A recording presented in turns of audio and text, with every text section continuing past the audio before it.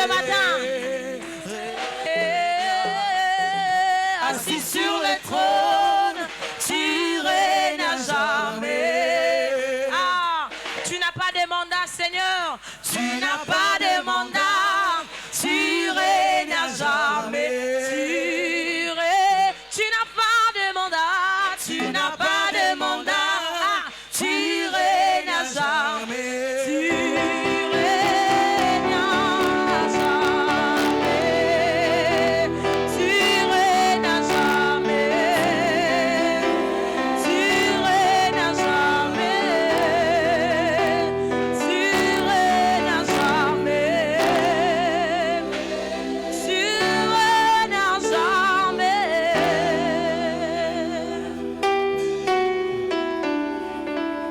Tu règnes sur la terre.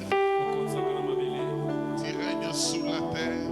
Tu règnes dans le lieu céleste. Tu règnes dans la forêt. Tu règnes sous les eaux. Tu règnes d'extrémité en extrémité de l'univers. Ton règne est éternel. Ton règne est éternel, Seigneur. Toi qui as le nom qui est au-dessus de tout nom. Nous voulons que tu règnes aussi dans nos cœurs. Que tu règnes dans nos vies. Que tu règnes dans nos maisons. Que tu règnes dans notre église. Nous voulons que tu règnes dans ce pays. Dans cette ville de Kinshasa. Que tu règnes dans le monde. Car ton règne est un règne de paix. Ton règne apporte la joie. Apporte le bonheur. Apporte la guérison. Oh Jésus, règne parmi nous, Seigneur. Que ton règne se manifeste. Et que les ténèbres disparaissent. Que la détresse disparaisse. Que la maladie disparaisse. Que la tristesse disparaisse. Car là où tu règnes, tu apportes la paix, la joie, le bonheur. Jésus.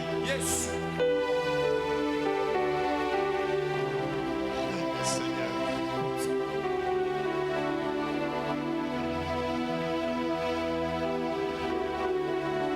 Nous sommes contents de t'appartenir, contents de t'avoir connu, contents de t'avoir accepté, contents de rester attachés à toi, contents de te permettre de régner dans nos vies, Seigneur.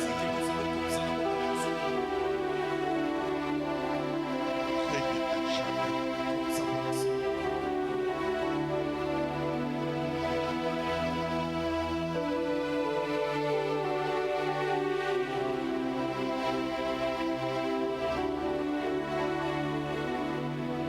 Amen. Amen.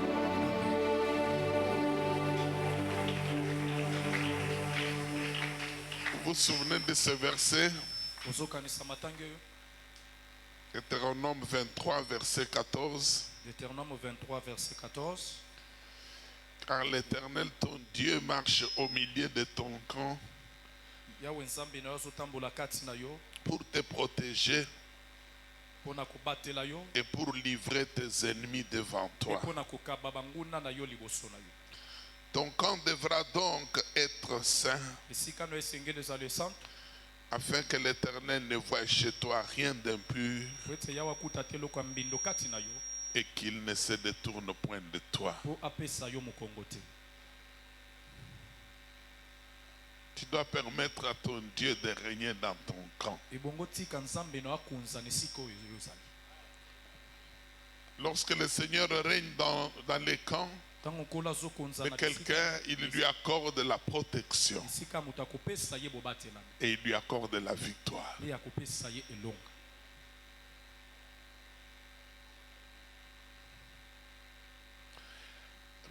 Regarde ton voisin, ta voisine, dites-lui que le Seigneur règne dans ton camp.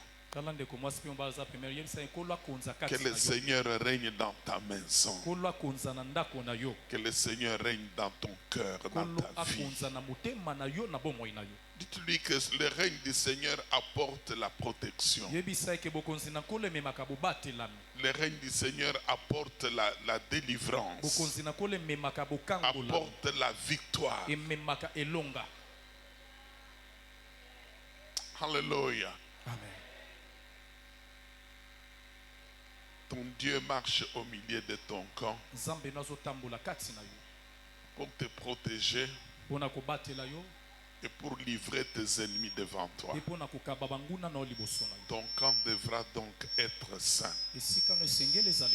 Ça signifie ton camp devra donc être pur. Afin que l'Éternel ne trouve chez toi rien d'impur et qu'il ne se détourne pas de toi. Vous savez, lorsque Israël s'est retrouvé dans la plaine de Moab, et là, Israël ne savait rien de ce qui se passait. Le roi de Moab du nom de Balak lui avait appris tout ce que Israël faisait aux nations qui sont posées à son passage. Il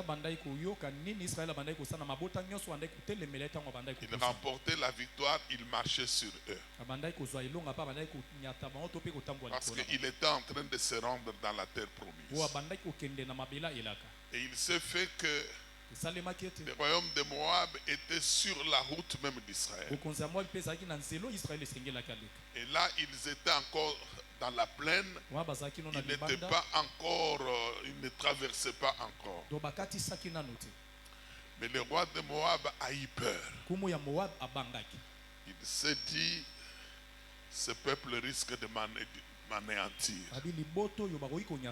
Il a appelé les anciens de son pays.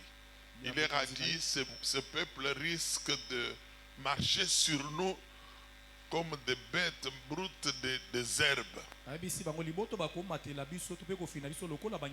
Nous devons trouver une solution. Et c'est là où ils se sont souvenus qu'il y avait un prophète, un soi-disant prophète un peu plus loin du nom de Balaam. Et le roi Balak a envoyé ses dignitaires convaincre Balaam à venir maudire le peuple d'Israël. Il lui a dit, je sais que celui que tu maudis est maudit, et celui que tu bénis est béni. Et il lui a dit, un peuple nombreux vient devant moi. Il est plus puissant que moi. Viens, tu vas le maudire. Dans la Bible, le terme maudire, le verbe maudire a trois sens. Le premier sens du verbe maudire, c'est dire du mal de quelqu'un ou contre quelqu'un. Chaque fois que vous dites du mal de quelqu'un, bibliquement parlant, vous le maudissez. Le deuxième sens du verbe maudire dans la Bible, c'est détruire ou bien faire périr. Lorsqu'on dit on l'a maudit, c'est qu'on l'a détruit, on l'a fait périr. C'est comme ça que le Seigneur Jésus-Christ, en maudissant les figuiers qui n'étaient pas en mesure de lui donner de figues, le lendemain, lorsqu'ils sont passés par là, ce sont des disciples qui ont constaté que les figuiers qui avaient été maudits avaient complètement desséché à partir de la racine jusqu'à la tête. Et ils l'ont fait remarquer au Seigneur. C'est qu'on l'avait maudit, on l'avait fait périr, on l'avait détruit. Mais le troisième sens dans la Bible du verbe maudire, c'est jeter un mauvais sort. Jeter un mauvais sort. Lorsqu'on dit on l'a maudit, cela signifie qu'on lui a jeté un mauvais sort. Autrement dit, on l'a ensorcelé. Autrement dit, on l'a envoûté. Donc baloki. Autrement dit, on l'a enchanté. Donc lenge musu do baloki. C'est que tout cela, ça signifie qu'on lui a jeté un mauvais sort. Et vous savez, lorsqu'on jette un mauvais sort sur quelqu'un, sur le plan spirituel, il y a des opérations qui se font. On fait appel à des puissances de ténèbres à qui on donne des missions de destruction dans la vie de la personne.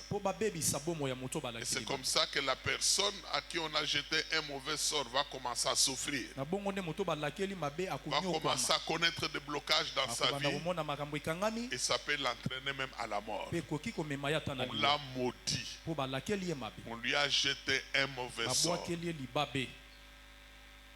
Et lorsque le roi Balak avait demandé à Balaam de venir, en fait c'était pour jeter un mauvais sort sur le peuple d'Israël. Israël était dans la vallée. Il ne savait rien de ce qui se complotait. Il ne savait rien. Il a dit, viens lui jeter un mauvais sort. Comme ça, lorsque nous allons nous engager dans le combat, qu'il soit bloqué, qu'il ne soit pas en mesure de se défendre comme il se doit. Comme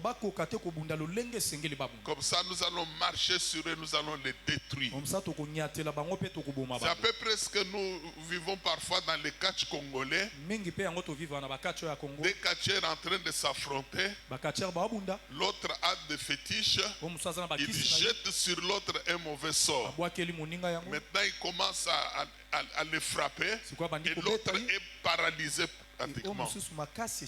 J'ai vu un autre vraiment à Kouinase. Maintenant, il le matin parce qu'on lui a jeté un mauvais sort. C'est ça ce que le roi Balak voulait. Il voulait que l'Israël soit paralysé, anéanti.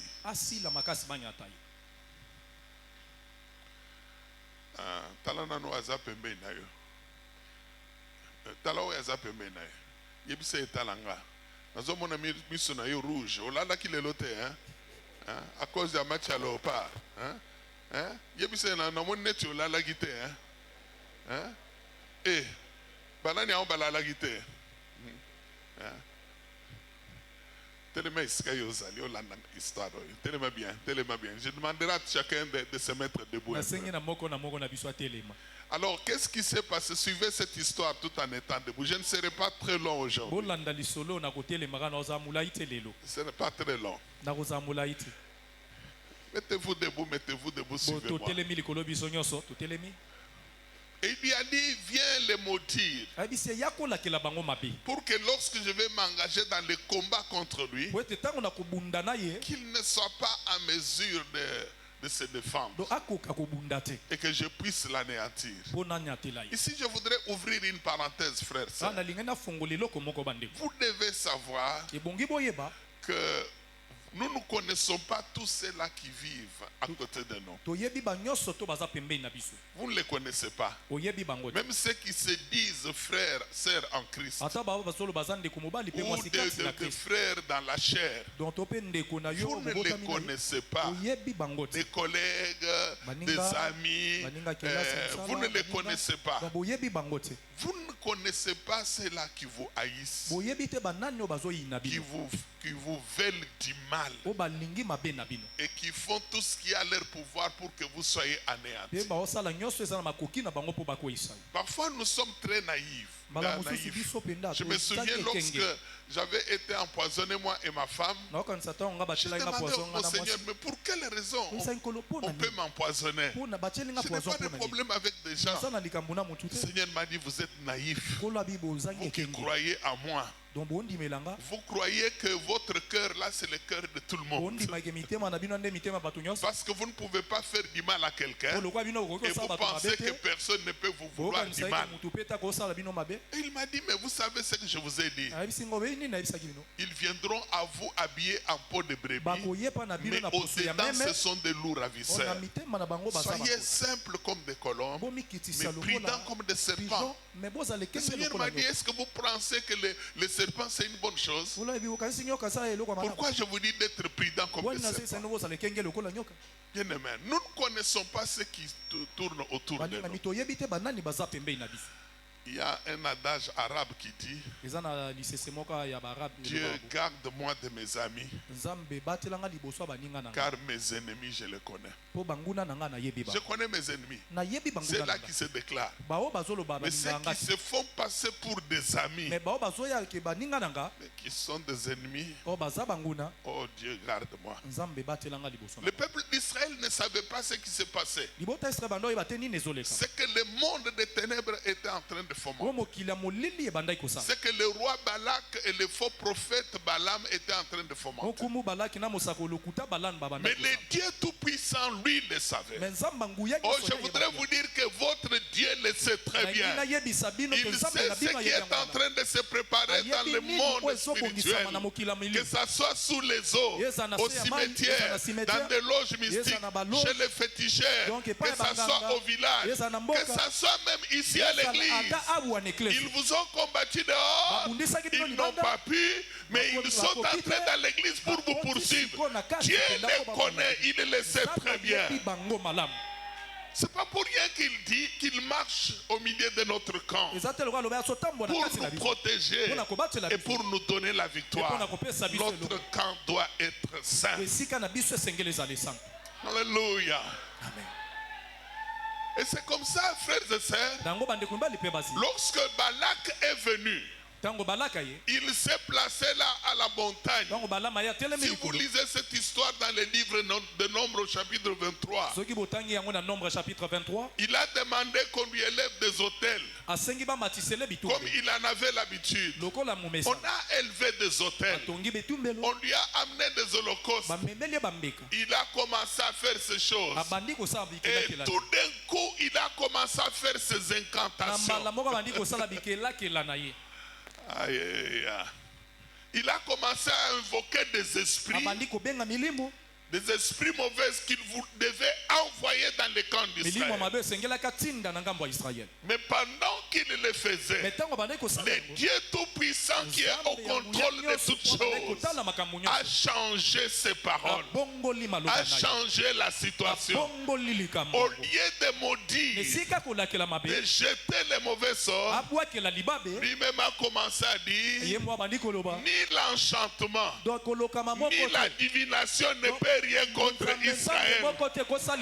C'est-à-dire aucun sortilège, aucun envoûtement ne peut rien contre ce peuple-là. Pour quelle raison? Parce que son Dieu marche au milieu de son camp pour le protéger et pour lui donner la victoire sur ses ennemis. Et son camp est saint. Il a dit c'est impossible. Le roi Balak lui a dit mais je t'ai dit de le maudire. Je ne t'ai pas demandé. En fait, si tu ne veux pas le maudire, mais ne le bénis pas. Ne le bénis pas. Il y avait une force supérieure. Frères et sœurs, laissez-moi vous dire que le Seigneur Jésus-Christ est une force supérieure. Il a tout pouvoir sur la terre, sous la terre et dans le lieu céleste. Il est le seul capable de faire changer les choses dans la sorcellerie. Là où on décide pour vous faire du mal, lui tourne les choses autrement. Il est le seul capable. Il a dit tout pouvoir m'a été donné là au ciel et sur la terre. Tout pouvoir. Il a changé les choses. Et pendant 7 ans, Israël ne savait rien. L'Israël qui était là, il ne savait rien. Il ne savait rien. Tout ce que Dieu leur avait demandé, et qu'ils puissent garder la sainteté du camp. L'Éternel, ton Dieu, marche au milieu de ton camp pour te protéger, pour livrer tes ennemis devant toi. Ton camp doit être saint. Afin que l'Éternel ne trouve chez toi rien de pur et qu'il ne se détourne pas de toi. Ton corps doit être saint. Ta maison doit être sainte. Ton bureau doit être saint. Ton église doit être sainte. Asseyez-vous.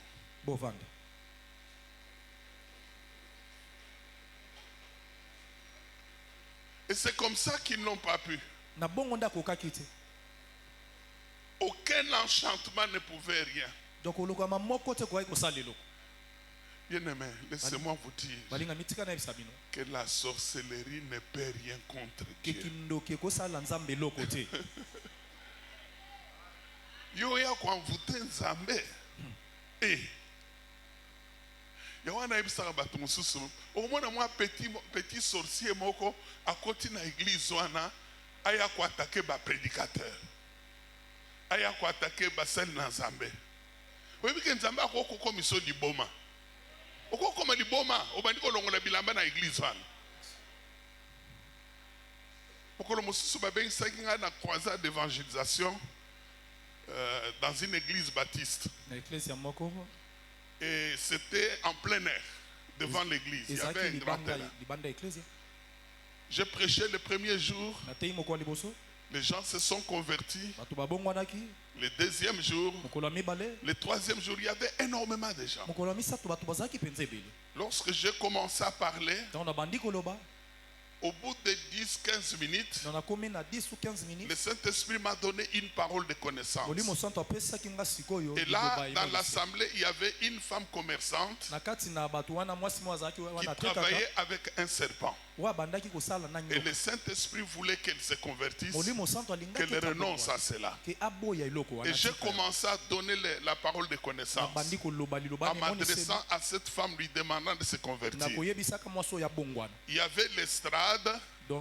Beaucoup de gens étaient là. Et à côté, il y avait le pasteur de l'église avec les diacres et les autres pasteurs et les autres responsables.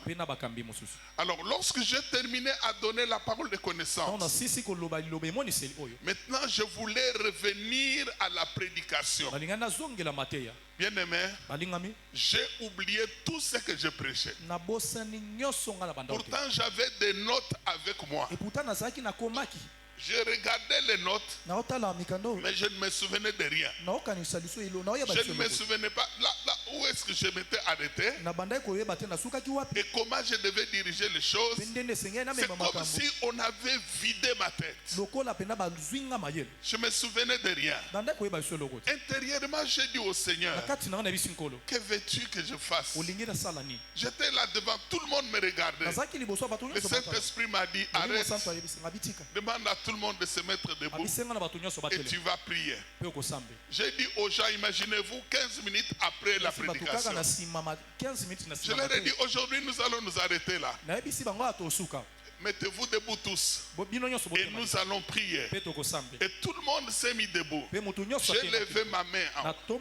J'ai dit au nom du Seigneur Jésus-Christ, le Fils du Dieu vivant, maintenant je prends autorité.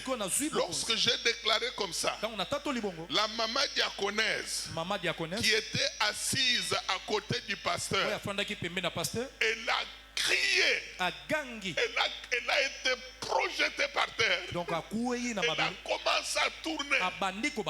Tous les démons qui étaient en elle ont commencé à parler. Il y avait des démons qui parlaient en anglais, en français. C'était cette maman pasteur-là qui m'avait attaqué, qui croyait que ce petit démon était plus puissant que le Jésus qui était en moi. Et ce jour-là, c'était terrible. Et vous savez, lorsqu'elle est tombée comme ça, le pasteur lui-même a sauté derrière. Vous ne pouvez pas s'attendre à cela. Oh frères, sœurs, si vous êtes de ceux-là qui s'introduisent dans l'église seulement pour faire du mal, vous devez savoir que nous invoquons le Dieu Tout-Puissant. Dieu est dans son camp. devant pour protéger ceux qui lui appartiennent et pour leur accorder la victoire. Qui a dit Amen? On ne peut pas maudire Dieu. On ne peut pas maudire Dieu. Yebiso apembe na yo koko maudire nzambe te. Yebiso apembe na yo papa na yo akoko maudire nzambe te. Yebise mama na yo akoko maudire nzambe te. Hein? Noko na yo akoko maudire nzambe te. O maudire nzambe. Oko se maudire yo moko hein. Balaam a dit ni l'enchantement ni la divination. Ces choses-là ne peuvent pas réussir contre ce peuple. Pour quelle raison? Parce que Dieu est là. Il était dans son camp. Mais comme il avait échoué, vous savez ce qui s'est passé? Parce que le roi Balak lui avait promis beaucoup d'argent. Il lui a dit, je vais te dire, si tu veux vaincre ce peuple, je te suggère de faire une chose. Prends les femmes de ton royaume, envoie-les dans leur camp et qu'ils se livrent à l'immoralité sexuelle avec leurs fils et qu'elles les entraînent dans l'idolâtrie. Et les jours où vous vous engagerez dans les combats, vous allez remporter la victoire. C'est ça ce que l'Apocalypse appelle la doctrine de Balaam. L'enseignement que Balaam a donné à Balak. Et vous savez, ce jour-là, le roi a signé l'ordonnance loi demandant aux femmes de son royaume d'aller dans les camps d'Israël et de se livrer à l'impudicité et à la dureté. C'était officiel. C'était autorisé, c'était recommandé. Et en le faisant, elle devait les entraîner aussi dans l'idolâtrie. Quel a été le but? Suyer les camps d'Israël, contraindre Dieu de se retirer. Et évidemment, les femmes sont descendues dans ces camps. Le peuple d'Israël a commencé à voir de belles femmes, de belles filles entrer dans leur camp, commencer à s'intéresser à eux. Vraiment, je t'aime, et étaient disposés à coucher avec elles. Et ils ont commencé à se livrer à l'immoralité sexuelle. Et là, le serviteur de Dieu, Josué, était à la montagne. Et on lui a dit, regarde ce que ton peuple a fait. Tu dois descendre, mettre de l'ordre. Et Dieu était prêt même à les abandonner. Heureusement, lorsque le serviteur de Dieu est descendu, il a ordonné à ceux qui ne s'étaient pas livrés à cette vie de tuer ceux qui s'étaient livrés à cette vie. Et c'est comme ça que les enfants d'Israël ont tué leurs propres frères. Le sang a coulé. Et c'est comme ça que Dieu a pardonné. Et il a continué à les garder. Mais les camps avaient été souillés. Frères et sœurs, Dieu dit dans sa parole qu'il marche dans notre camp pour nous protéger et pour nous donner la victoire. Mais notre camp doit être saint, afin qu'il ne trouve rien d'impur et qu'il ne se détourne pas de nous. Ton camp doit être saint, doit être pur, pour qu'il vienne les jours ou la nuit, mais que le Seigneur puisse les repousser. C'est pourquoi le Seigneur a dit dans sa parole que lorsque l'ennemi viendra contre vous comme un fleuve, l'Esprit de l'Éternel le mettra en fuite. Vous vous dormez, vous ne savez rien, mais l'Esprit de Dieu combat pour vous. Il met vos ennemis en fuite. Votre camp doit être pur.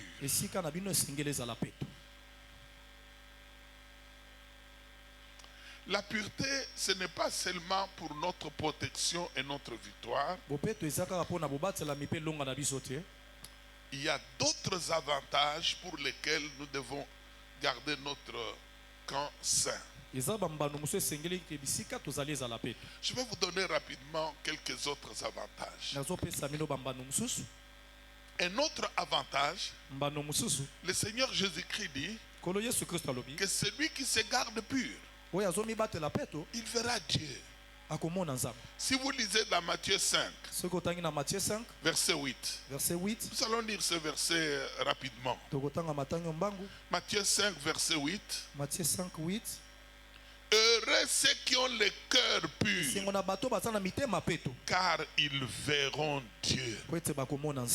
Heureux ceux qui ont le cœur pur, car ils verront Dieu. C'est que la pureté, ce n'est pas seulement pour la terre, mais c'est aussi pour le ciel. Lorsque j'ai lu ce verset, et je regarde comment aujourd'hui des chrétiens, même des serviteurs de Dieu, sont en train de se comporter, je me demande si les gens ont besoin d'aller au ciel. Parce que lorsque vous regardez leur vie, la manière dont ils vivent sur cette terre, c'est à croire qu'ils n'ont pas envie d'aller au ciel. Car pour aller au ciel, il faut avoir un cœur pur. Heureux ceux qui ont le cœur pur, car ils verront Dieu. Paul lui va jusqu'à dire que sans la sanctification, nul ne peut voir Dieu. Nul ne peut entrer dans la gloire.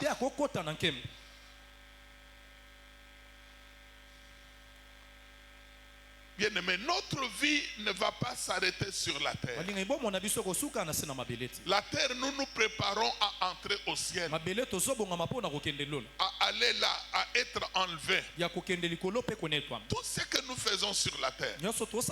Parce que sur la terre, nous pouvons vivre pendant 50, 60 ou même 100 ans. Et après ça, nous allons mourir. Mais le ciel, c'est l'éternité. Après la mort, c'est l'éternité. Là, il n'y a pas de changement. Où est-ce que tu iras? Auprès du Seigneur Jésus-Christ ou dans le feu éternel? Heureux ceux qui ont le cœur pur, puisqu'ils verront Dieu. Demandez à votre voisin, avez-vous un cœur pur? Lorsque Dieu vous regarde, est-ce que vous avez un cœur pur? Vous n'avez pas un cœur plein de haine, de jalousie, de méfiance. Posez-lui encore la question, avez-vous un cœur pur? Heureux ceux qui ont le cœur pur, parce qu'ils verront Dieu. Un autre avantage de la pureté du camp, si vous lisez dans 2 Timothée, chapitre 2, verset 19 jusqu'au verset 21. 2 Timothée chapitre 2, verset 19 jusqu'au verset 21. Néanmoins, les solides fondements posés par Dieu subsistent, avec ces paroles qui lui servent de sceau. Le Seigneur connaît ce qui lui appartient. Et quiconque prononce le nom du Seigneur, qu'il s'éloigne de l'iniquité. Quiconque prononce le nom du Seigneur, qu'il s'éloigne du mal. Dans une grande maison, il n'y a pas seulement de vases d'or et d'argent, mais il y en a aussi de bois et de terre. Les uns sont des vases d'honneur et les autres sont d'un usage vil. Si donc quelqu'un se conserve pur en s'abstenant de ces choses, il sera un vase d'honneur sanctifié, utile à son maître, propre à toute bonne œuvre. Si donc quelqu'un se conserve pur en s'abstenant de ces choses, c'est-à-dire des choses mauvaises, qu'est-ce qu'il sera? Il sera un vase d'honneur, sanctifié, utile à son maître, propre à toute bonne œuvre. Demandez à votre voisin, avez-vous un cœur pur? Marchez-vous dans la pureté? Lorsque je vous demande de lui demander, posez-lui la question. Ne refusez pas de le faire. Vous ne savez pas ce que vous pouvez faire. Parfois, il n'entend pas, il n'écoute pas très bien à travers les baffes. Mais lorsque vous lui parlez, là, ça peut pénétrer son cœur. Posez-lui encore la question. Avez-vous un cœur pur? Hein? Est-ce que vous avez un cœur pur? Est-ce que vous avez un cœur pur? Télévision pour la match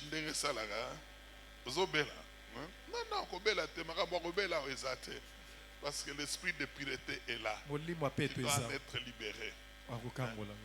Demandez-lui encore, avez-vous un cœur pur?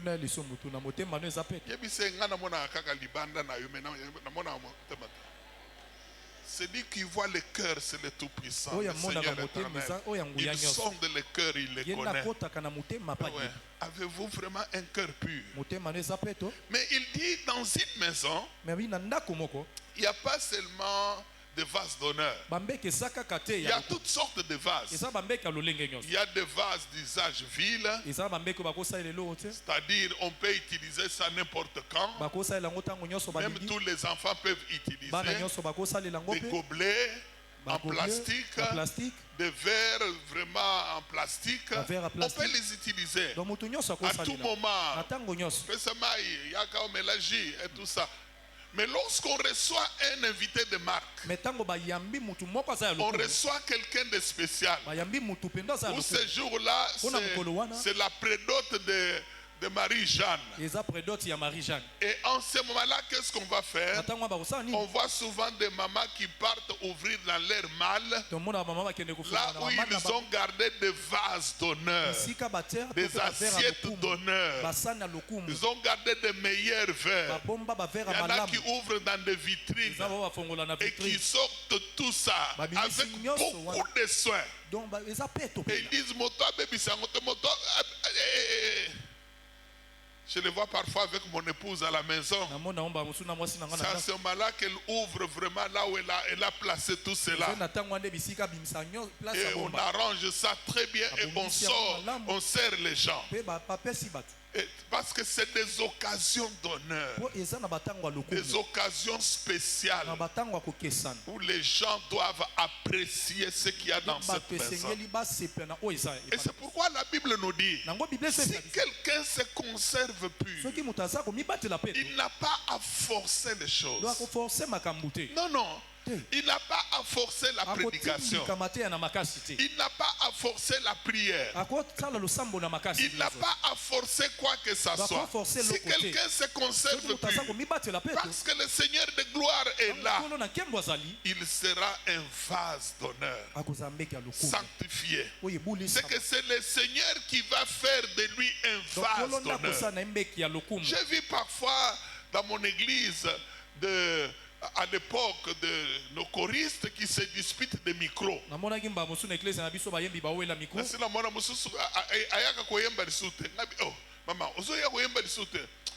parce que na décidé que na longa na kora na lukaka département mo na kota. Oh. Deni yango décidé o longa na kora. Bon, aboyi ko yebisanga. Na eko tout na responsable ya ba choriste mais oh non, ye asilika ki parce que mokolo wana na koyemba na zwaki micro na pesa ki moto mususu olie na pesa ye. Alors asiliki ndenge ni ba pesi micro na moto mususu ngai baza ko sabotenga. Alors on est na chorale. Le problème est ndenge wana. C'est terrible hein, donc na chorale parce que ba pesa ki micro ayemba te. J'aimerais vous dire, frères et sœurs, si quelqu'un se conserve pur, même si au niveau de la chorale, on ne lui donne pas de micro, Dieu fera de cette personne un vase d'honneur. On remarquera cette personne. C'est parfois l'église qui va commencer à exiger qu'on lui donne le micro. C'est Dieu qui va le propulser. Il suffit de se conserver pur. Se conserver pur. Si quelqu'un se garde pur, le Dieu éternel qui est dans son camp, et c'est lui qui luttera pour lui, qui écrasera ses ennemis. C'est comme ça que dans la parole de Dieu il dit, avec Dieu nous ferons des exploits et il écrasera nos ennemis. On ne dit pas que c'est nous qui allons écraser nos ennemis, non. On dit nous devons seulement marcher avec lui. Nous devons marcher avec lui. Mais c'est lui qui va s'occuper de ceux-là qui nous combattent. Ce n'est pas nécessaire, frères et sœurs. Dans des prières, dans vraiment,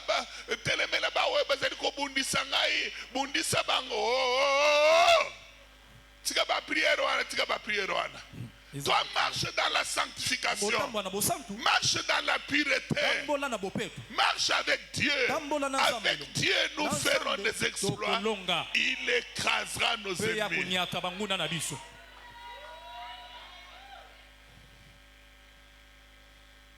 C'est ça, si quelqu'un se conserve plus. Vous savez, lorsque quelqu'un se conserve plus, c'est l'Esprit de Dieu qui va commencer à le propulser, à l'élever, à le faire connaître, que ça soit dans la famille, que ça soit dans les quartiers, que ça soit au travail. Il n'a pas besoin de forcer, il n'a pas besoin de crier, non, il n'a pas besoin de combattre les autres, il n'en a pas besoin, il n'en a pas besoin, il n'en a pas besoin, il n'en a pas besoin. Regardez votre voisin, dites-lui, avez-vous un cœur pur? Est-ce que vous avez un cœur pur? Est-ce que vous avez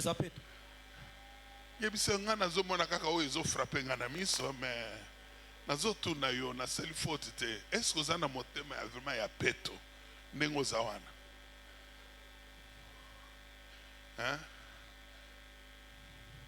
Maman mosusu azalaki kuyina tellement mobali na ye que mobali alaliko olobi pasteur so na la mokiko nazo mona aza ko ronfler na pose na fina na kingo wana. Ça c'est un cœur plein de haine, de colère, na fina na kingo wana. Demandez, avez-vous un cœur pur? Avez-vous un cœur pur? Posez la question à côté de vous. Avez-vous un cœur pur? Est-ce que vous avez un cœur pur? Mais maman, est-ce que vous avez vraiment un cœur pur? Lorsque Dieu regarde votre cœur, est-ce qu'il trouve que votre cœur est pur? C'est là le problème. Le problème, ce n'est pas le pasteur qui n'a pas d'onction. L'onction est là. L'onction de la libération. Mais le problème, c'est votre cœur qui n'est pas pur. Si quelqu'un se conserve pur, il n'a pas, en priant pour les gens, forcer les gens. Dans une campagne d'évangélisation, un pasteur était en train de prier pour les gens. Il a prêché. C'était une campagne croisade publique. Maintenant, il devait prier pour les gens. Et vous savez, lorsqu'il priait pour les gens, il t'indiquait les gens. Le verbe t'indiquer. Dans un dictionnaire français. Maintenant, à commis devant petit moko, petit ango mokoloana a jiraki kakokwe na été. Maintenant, pasteur, mais maintenant, le col petit a kakokwe était, a tié le colonne. Oui, mais petit a salanine, petit be, tu vas continuer comme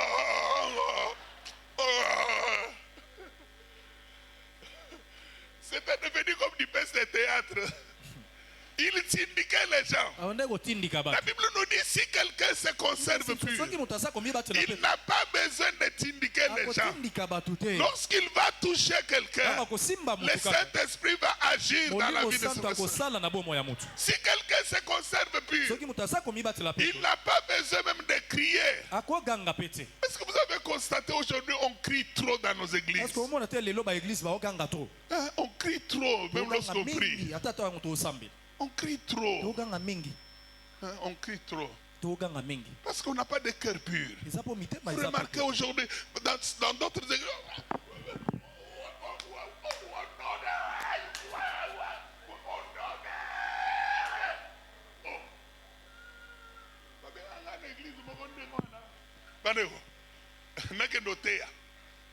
maintenant les nakoti pona koteya na teye sili na ribonto banda kosambela mais na zomona bato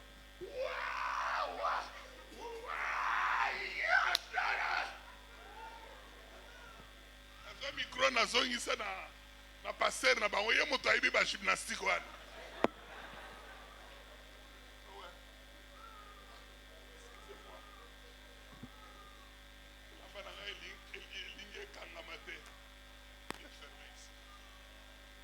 Et nazongi ce micro et pas un pasteur. Mais leur pasteur wana azo micro. Mais ngai na fani nazo tala bang.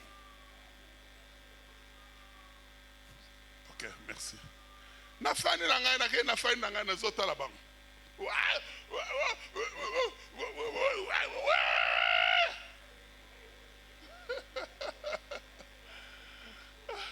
Il y a un pasteur qui m'a dit que prof n'a pas en théologie à lobby que un frère là baza ko prier ba prière oya ba prière turbo à lobby biso pas na biso soki to sambeliti l'air to za ko zonga to melaka ba endocide pour na ko calmer ba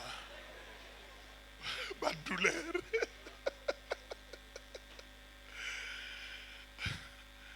Mais Dieu dit dans sa parole que si quelqu'un se conserve pur, il n'a pas besoin de tous ces cris. Il va seulement parler. Il va seulement ordonner. Frères et sœurs, nous devons changer les choses. Ce n'est pas nécessaire. Le nom de Jésus, ce n'est pas un slogan. Le nom de Jésus a de l'autorité. C'est le Seigneur Jésus-Christ lui-même. Mais aujourd'hui,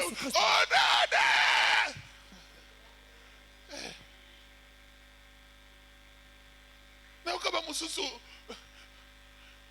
ganga kombo ya Yesu 3 fois, 3e fois wana o crier yango makasi o sauter o ningana loba Jésus ba lobi Jésus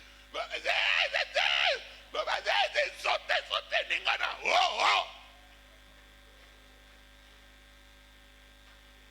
loba son de tralala dans l'église de tralala.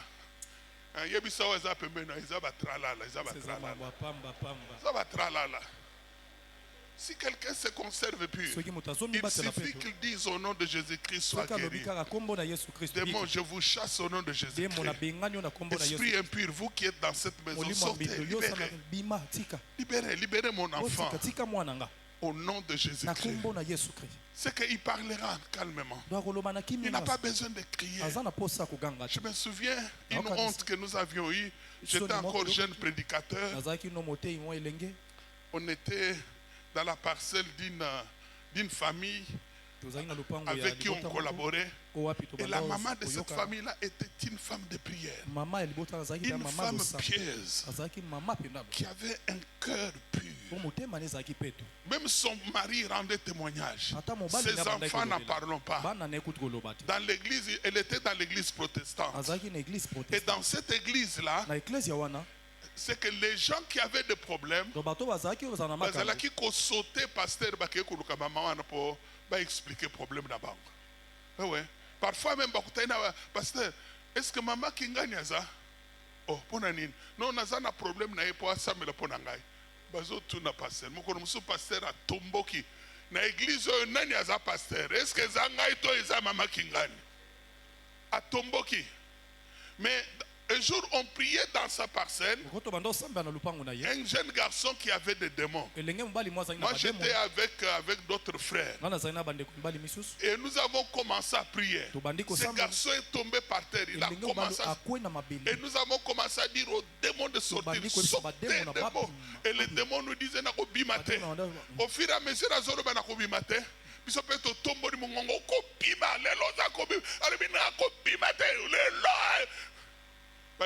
azoganga biso pe tozako ganga bakasi wana to abana mike tokanisi ke vraiment bitumbango il faut mungongo to bundana na demo wana je crois que ezwaki soki 1 heure du temps mama wana azalaki kofanda kote kuna azotala biso neni tozako bundana na demo wana pikama mama wana ekotelema aye malembe maintenant aye kosa akiti na esika mwana wana lakinase de mwazolo bana kokende te mama wana lobi na malembe pe na lingala biso kutu tozela ekoloba na français alobi yo molimo mabe oyo na ebisio bimakati na mwana mobali oyo na kombo na Yesu bandeko der mama wana lobi obi ke molimo mabe abimi molimo mabe abimi mwana mobali afandi atelemi abiki atelemi sie natali mera ngonga lobi oh alobi yo molimo mabe oyo bimakati na mwana mobali oyo na kombo na Yesu na lingala pe bato bakanisa ke bademo bayokaka français. Et ce jour-là, c'était une bonne leçon. J'avais compris que l'autorité n'était pas dans le volume de la voix. C'était dans la pureté. Lorsqu'on marche avec le Seigneur dans son camp, il suffit de parler. C'est comme ça que lorsque Pierre s'est retrouvé avec Aîné, qui avait souffert pendant 18 ans de dysenterie, il lui a dit, Aîné, Jésus-Christ te guérit. Arrange ton lit. C'était terminé. Lorsque il a parlé devant les cadavres de Tabitha, Tabitha, lève-toi. Il a même oublié de dire au nom de Jésus. Et le mort s'est réveillé. S'est réveillé. Devant cet impotent-là, il a dit, nous n'avons ni or ni argent. Mais ce que nous avons, nous te le donnons. Au nom de Jésus-Christ de Nazareth, lève-toi. Et cet homme s'est levé, il a commencé à marcher. Celui qui se garde pur, il sera un vase d'honneur. Un vase d'honneur. Ce qui est bizarre, ça j'aimerais le dire aux chantres. Vous savez, la plupart des chantres qui ont fait la pluie et le beau temps, lorsqu'ils étaient comme vous, c'était des vases d'honneur. Ils gardaient leur pureté. Et le Seigneur les dit. C'est comme ça que nous avons eu de belles mélodies. Mais lorsqu'ils ont avancé, ils ont commencé à devenir populaires. Des filles, des femmes, des hommes ont commencé à en tourner. Ils ont commencé à voyager, à chanter dans d'autres milieux. Ils ont perdu la pureté. La plupart ont perdu la pureté. Et qu'est-ce qui se passe? Parce qu'ils ont perdu la pureté, même leur propre cantique n'inspire personne. Et c'est comme ça que la plupart ont fini par devenir des pasteurs comme nous. Ils sont devenus des pasteurs, des collègues. Si quelqu'un se conserve pur, il sera un vase d'honneur. Une maman qui sera recherchée par tout le monde dans la famille, auprès de qui les gens vont se confier. Un homme que les gens vont rechercher parce qu'on va s'étonner parce qu'à cause de ce qu'il est. Demandez-lui, avez-vous un cœur pur? Posez la question à votre voisin. Avez-vous un cœur pur?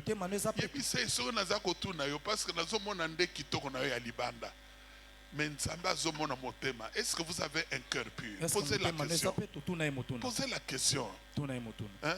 Na lobi tuna ye mutuna. Na lobi na tuna ye mutuna. Nga mutuna zoloba. Ozomona parfois bato bazana motema pur te. Moya tuna mutuna ezate. Parce que ça komi loba. Moya na tuna ezate parce que nga ya ngai motema pe.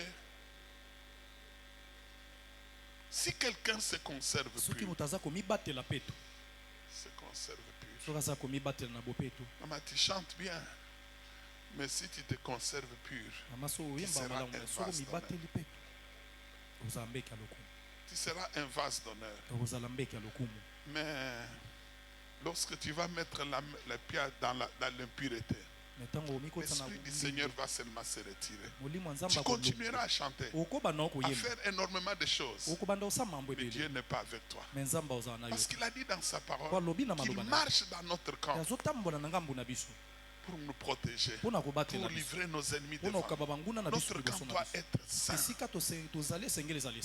qu'il ne se retire pas. Un autre avantage de la pureté de la sainteté, je voudrais terminer peut-être par là, c'est que cela rend pur tout ce qui nous concerne. Lorsque quelqu'un marche dans la pureté va se répandre autour de lui. C'est comme ça que le Seigneur Jésus-Christ lui-même disait: je me suis sanctifié pour eux. Dans Jean 17 verset 19. Jean 17 verset 19. Il dit ceci: et je me sanctifie moi-même pour eux, afin qu'eux aussi soient sanctifiés par la vérité. Je me sanctifie pour eux. Je me sanctifie. Se sanctifier, c'est se garder pur devant Dieu, devant sa conscience, devant les hommes et même devant les puissances des ténèbres. Il dit: je me sanctifie moi-même. Je le fais pour eux, afin qu'ils soient sanctifiés. C'est comme ça que dans Tite chapitre 1er, verset 15 jusqu'au verset 16, verset 15 à 16. Tout est pur pour ceux qui sont purs, mais rien n'est pur pour ceux qui sont souillés et incrédules. Leur intelligence et leur conscience sont souillées. Tout est pur pour ceux qui sont purs. Vous savez, lorsque vous marchez dans la pureté, c'est que tout ce que vous allez faire sera pur. Non pas seulement votre esprit, votre âme, mais votre maison, votre cuisine sera pure. Même votre bureau sera pur. Un endroit habitable par les dieux puissants, par l'Esprit de l'Éternel. Lorsque vous marchez dans la pureté, votre pureté va influencer même ceux qui sont impurs. C'est pourquoi l'apôtre Paul dit ceci, que si un incroyant a épousé un croyant, le croyant va même sanctifier celui qui est incroyant. C'est qu'il y a quelque chose qui se passe. Il y a quelque chose qui se passe. La pureté, c'est l'habitation même de Dieu. C'est l'habitation du Saint-Esprit. C'est pourquoi le Saint-Esprit, on l'appelle Saint-Esprit. C'est-à-dire un esprit qui est pur, qui aime la pureté. C'est que lorsqu'on le symbole du Saint-Esprit, c'est la colombe. La colombe évoque. La colombe évoque la pureté. La pureté, la simplicité. C'est cela que ça évoque. Lorsqu'on a l'Esprit de Dieu, on a accepté Jésus-Christ, on doit vivre dans la pureté. Et lorsqu'on vit dans la pureté, on va influencer son environnement. On va influencer même ceux qui sont avec nous. C'est pourquoi même pour ce qui concerne les repas, on dit que lorsque tout est sanctifié par la prière et par la parole, lorsque vous prenez le repas, même qui a été envoûté, et vous remerciez le Seigneur, votre pureté va sanctifier. Va sanctifier. C'est que beaucoup de choses seront neutralisées.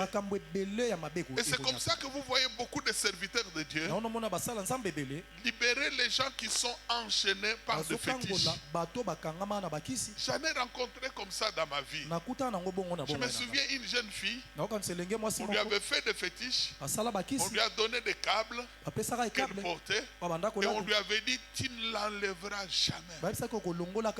Les jours où tu vas l'enlever, tu vas mourir. Et lorsque je lui ai annoncé l'évangile, elle a eu à confesser cela. Elle dit, mais pasteur, je ne peux pas me débarrasser de ça. Parce que le jour où je m'en débarrasserai, je deviendrai folle ou bien je vais mourir. Ça m'a énervé. Je lui ai dit, tends-moi ton poignet. Je vais devenir responsable de ta mort. Moi et le Seigneur Jésus-Christ. Moi et le Seigneur Jésus-Christ. J'ai pris, elle tremblotait. J'ai sorti cela. Et j'ai jeté. Et c'était terminé. Elle n'est jamais devenue folle. Et elle n'est pas morte. Une fois dans une réunion à l'étranger, une grande réunion comme celle-ci, et je tenais un séminaire sur la délivrance. Je crois le troisième ou quatrième jour, lorsqu'on m'a cédé la parole, il y avait un papa qui était assis, je crois, troisième rangée, qui s'est levé avec un grand sac comme ça, plein d'histoires. D'histoires rouges, de bougies rouges, de soutanes rouges. Et il est venu là où j'étais, il m'a remis ça entre les mains. J'ai pris ça, je lui ai dit mon frère va t'asseoir. J'ai appelé les intercesseurs, je leur ai dit allez brûler. J'ai prêché, c'était terminé. Le jour suivant j'ai encore prêché, l'autre jour encore. Lorsque j'ai terminé, cet homme a cherché à me voir. Il en a parlé au pasteur qui m'avait invité. Et nous nous sommes retrouvés chez lui. Il m'a dit, pasteur, j'étais un grand féticheur, un grand magicien. Un grand magicien, je faisais beaucoup de choses. Tu te souviens de l'homme qui ce jour-là est venu remettre un grand sac comme ça? Moi j'ai dit, je me souviens. Dit, cet homme-là c'était moi. Il m'a dit, ah bon? On m'avait dit que le jour où je me débarrasserai de ces choses, soit je meurs, soit je deviens fou sur les champs.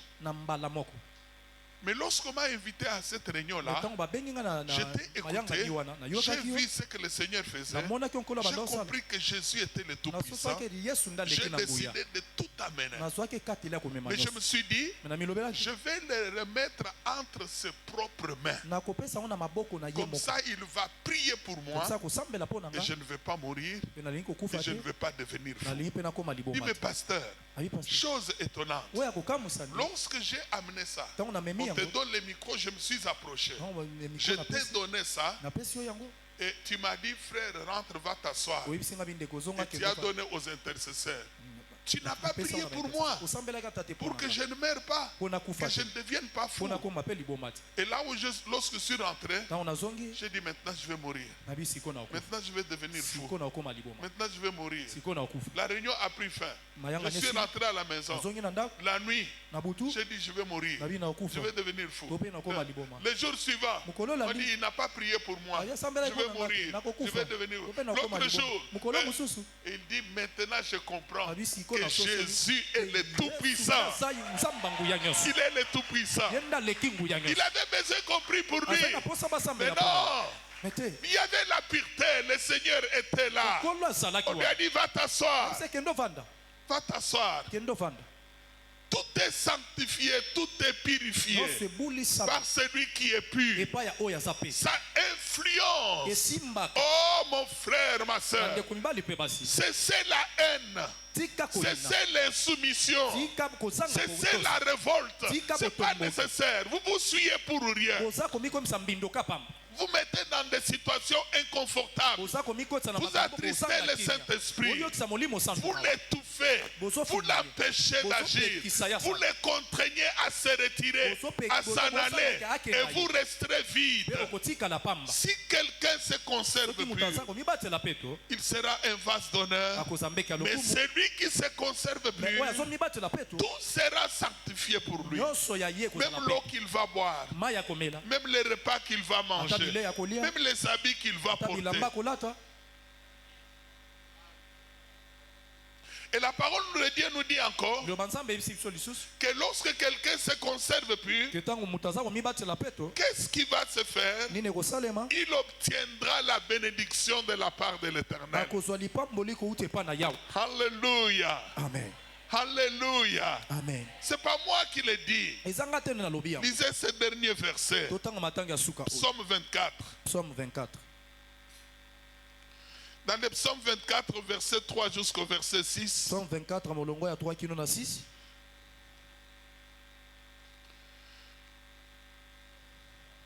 Psaume 24. Psaume 24. Verset 3 à 6. On commence par la question. Qui pourra monter à la montagne de l'Éternel? Qui s'élèvera jusqu'à son lieu saint?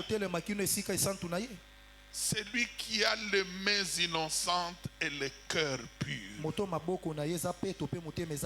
Celui qui ne livre pas son âme au mensonge. Et qui ne gire pas pour tromper. Il obtiendra la bénédiction de l'Éternel, la miséricorde du Dieu de son salut.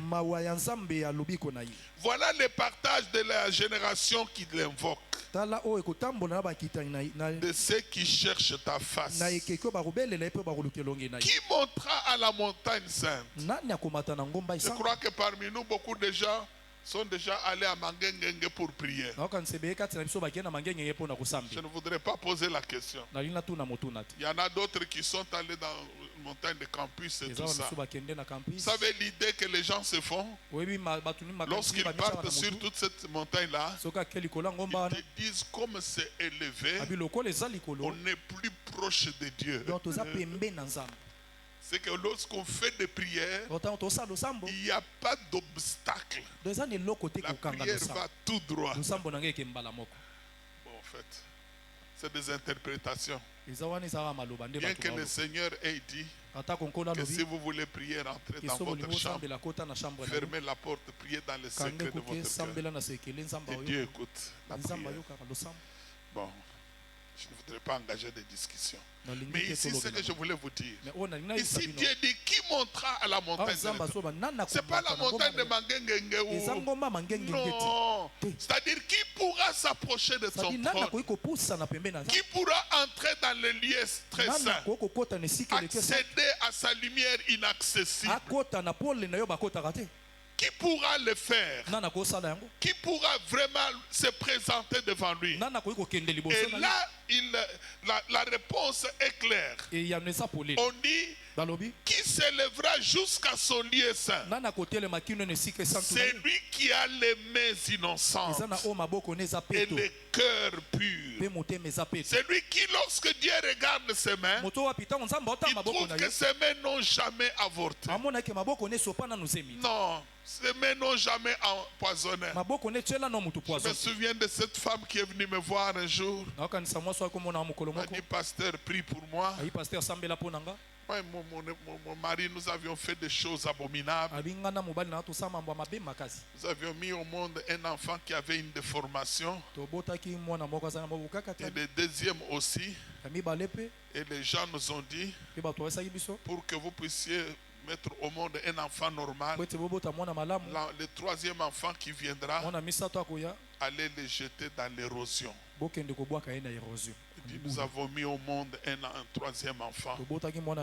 Pasteur, moi et mon mari, nous sommes sortis la nuit. Nous sommes allés là où était l'érosion. Et arrivé là, c'était profond.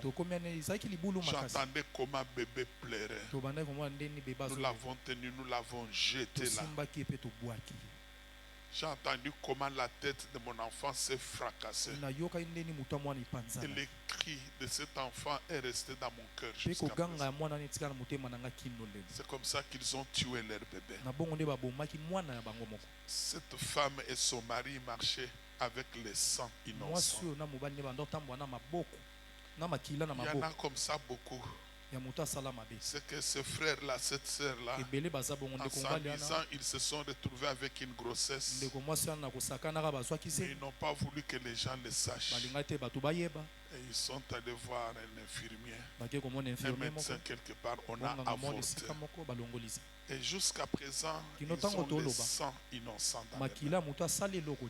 Dieu dit dans sa parole, qui montera à la montagne de l'Éternel? Qui pourra se présenter devant lui? Celui qui a les mains innocentes. Celui qui a les mains innocentes.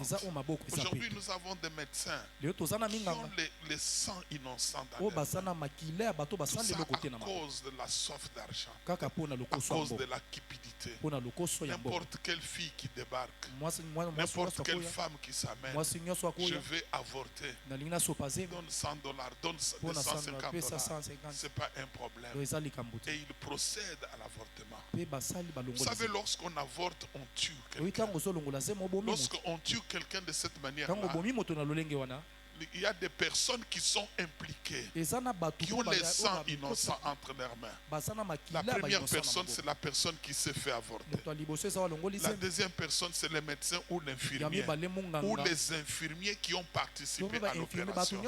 La troisième personne, c'est le garçon ou l'homme qui a financé cette opération. La quatrième personne, ce sont ceux qui ont donné des conseils. Et il a donné des conseils. Et toutes ces personnes-là ont le sang innocent entre eux. Demandez à votre voisin, est-ce que votre cœur est pur? Il dit, qui s'élèvera, qui entrera dans sa maison? Celui qui a les mains innocentes et qui a le cœur pur. Celui qui ne jure pas pour tromper. Qui ne dit pas, qui n'a pas un double langage. Qui ne manifeste pas de l'hypocrisie. Il n'est pas semblable aux Rwandais qui vous fassent croire qu'ils veulent vous faire du bien. Alors ils ont leur propre plan. Ils avaient fait croire aux Congolais qu'ils les aidaient pour renverser Mobutu, les dictateurs. Or, en dessous, ils avaient le bras Imatuti. Prendre le Congo sous leur contrôle. Piller les richesses du Congo. C'est ce qui se passe encore aujourd'hui. J'en connais plusieurs qui sont même prédicateurs. Et pour eux, le Congo, c'est leur Jérusalem. Dieu leur a déjà donné le Congo. Mais lorsqu'ils sont avec nous, ils se font passer pour des beaux gars qui nous veulent du bien. Les hypocrites. Oh frères et sœurs, Dieu dit dans sa parole que les hypocrites n'hériteront pas le royaume des cieux. Les hypocrites n'hériteront pas. Ils n'entreront pas dans la gloire parce qu'ils marchent avec le diable. Les menteurs non plus. Parce que la Bible nous dit celui qui m'a est du diable. Il est du diable. Comment le Seigneur peut demeurer en vous aussi longtemps que vous marchez dans les mensonges? Mais pour des petites choses. Le pasteur a parlé des dates de naissance. Mais il y en a qui trompent même les dates de leur naissance. Il est né en 1985, mais il vous dit qu'il est né en 1995. Il trompe. Il marche dans les mensonges. Comment voulez-vous que le Seigneur puisse habiter dans votre camp alors que vous ne dites pas la vérité même sur des petites choses? Comment voulez-vous? C'est pourquoi aujourd'hui, lorsque l'ennemi attaque, il arrive à vaincre beaucoup de chrétiens. Pour quelle raison? Parce que ces chrétiens ont une attitude qui ne permet pas à Dieu de demeurer en eux. Ils prétendent appartenir au Seigneur, mais dans leur comportement, ils obéissent à Satan. La Bible nous dit celui qui ment est du diable. Le diable ment dès le commencement. Il ne se tient jamais dans la vérité. La Bible nous dit que lorsqu'il parle, il parle de son propre fond. Parce qu'il est menteur et le père de mensonges. Le père de mensonges. Aujourd'hui, on trouve des sœurs qui ont par exemple 2-3 fiancés.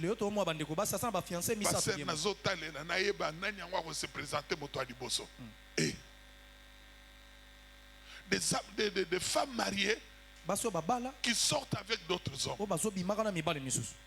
Des hommes mariés, mais qui viennent à l'église, mais qui ont des concubines.